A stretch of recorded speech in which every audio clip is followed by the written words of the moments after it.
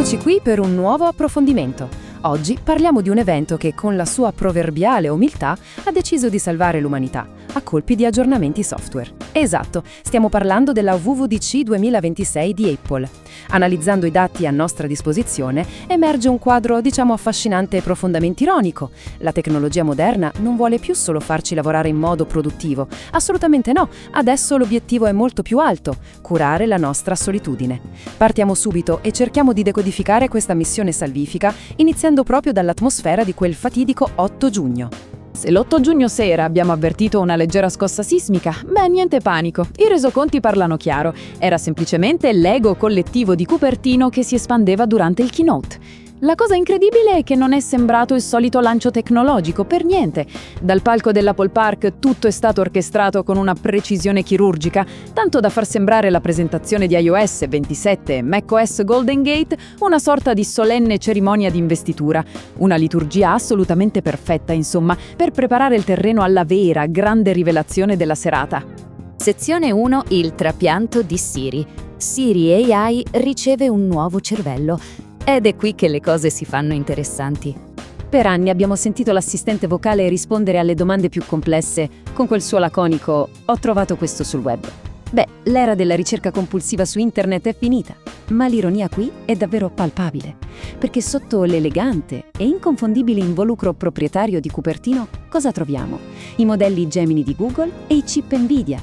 Praticamente, per non restare indietro nella spietata corsa all'intelligenza artificiale, hanno dovuto stringere un patto miliardario con i loro storici rivali. È letteralmente come se una scuderia leggendaria annunciasse una supercar pazzesca per poi ammettere con orgoglio che monta il motore di un'utilitaria della concorrenza. Un salto in avanti monumentale, certo, ma alimentato interamente dai rivali. E indovinate un po' dove ha trovato casa questo potentissimo cervello? Siri ora abita in pianta stabile nella Dynamic Island. Ma attenzione, non sta lì solo ad aspettare un nostro comando. No. Dalle dimostrazioni, l'assistente ora osserva costantemente lo schermo. Si è trasformato in una presenza fissa, prontissima a elargire consigli contestuali assolutamente non richiesti su qualsiasi cosa stiamo facendo. Un compagno digitale che scruta ogni nostra singola mossa per darci pillole di saggezza. Insomma, un vero sogno per chiunque sentisse il disperato bisogno di essere costantemente supervisionato da un software. Passiamo alla sezione 2, la tragedia greca europea, ovvero un intero continente che piange per un'intelligenza artificiale. Dunque, il nuovo sistema watchOS 27 richiede un iPhone compatibile per sfruttare questa nuova Siri. Il piccolo problema? Nell'Unione Europea questo magico assistente semplicemente non arriverà al lancio. Il colpevole? Il Digital Markets Act, una regolamentazione pensata per garantire una concorrenza leale nei mercati digitali. Semplice legislazione burocratica, giusto? Eppure è affascinante, in senso strettamente ironico, vedere come un testo normativo sulla concorrenza abbia letteralmente gettato un'intera categoria di professionisti del vecchio continente in una valle di lacrime collettiva. I forum online sono esplosi. Sembra che un autunno senza la nuova Siri sia considerato un autunno totalmente privo di senso.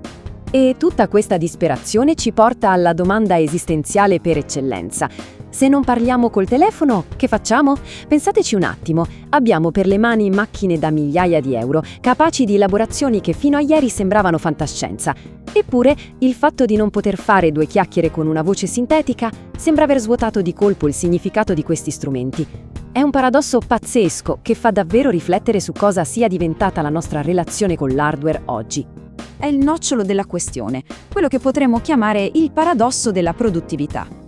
Compriamo dispositivi formidabili, strumenti progettati per gestire flussi audio complessi, montare video in altissima risoluzione e programmare software avanzati.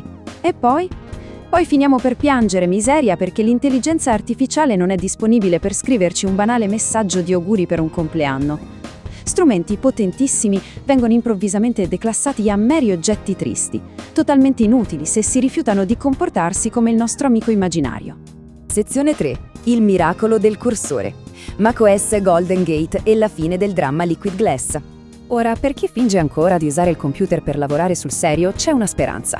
Sappiamo tutti che l'acquisto di un Mac comporta un discreto sovrapprezzo, no? Ma in teoria si paga per avere una stabilità assoluta. Beh, è a dir poco esilerante pensare di pagare centinaia di dollari in più per avere la certezza che intere squadre di sviluppo abbiano perso il sonno per sistemare l'interfaccia Liquid Glass, quella introdotta appena un anno fa, ricordate? Quella che causava letteralmente il mal di mare agli utenti. Una situazione intollerabile che richiedeva una contromisura titanica. E qual è stata la geniale soluzione ingegneristica per risolvere il problema del Liquid Glass al 100% di trasparenza? Rullo di tamburi, lo slider Golden Gate. Esatto, un cursore per regolare l'opacità. Eccola qui, la monumentale innovazione tecnologica del 2026. Finalmente possiamo decidere quanto debba essere trasparente una finestra, permettendoci di consultare uno scadenziario di progetto senza dover prendere un farmaco contro la nausea. Un vero, assoluto trionfo dell'ingegneria. Insieme a questo miracolo dell'opacità, Safari introduce una funzione presentata come rivoluzionaria, Notify Me. Praticamente il browser monitorerà le pagine web e ci avviserà se ci sono novità. Ok.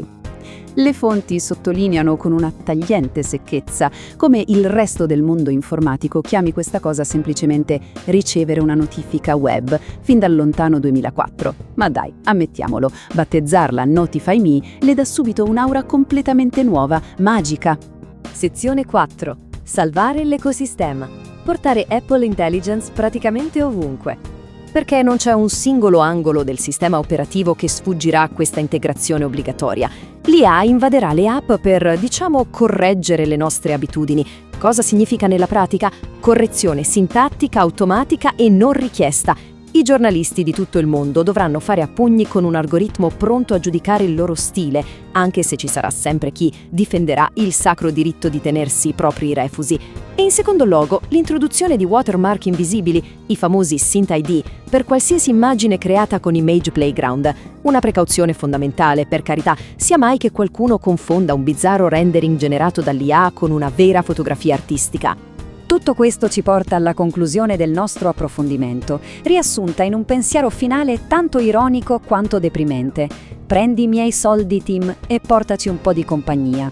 Al netto degli applausi registrati e dell'entusiasmo da palcoscenico, la verità del 2026 è questa. La tecnologia ci ha fornito macchine mostruosamente potenti per lavorare e creare, ma alla fine della giornata la più grande disperazione collettiva nasce dal fatto che il nostro telefono si rifiuta di fare due chiacchiere con noi. Forse il vero prodotto di punta oggi non è più la potenza di calcolo, ma l'illusione di avere un migliore amico digitale sempre in tasca.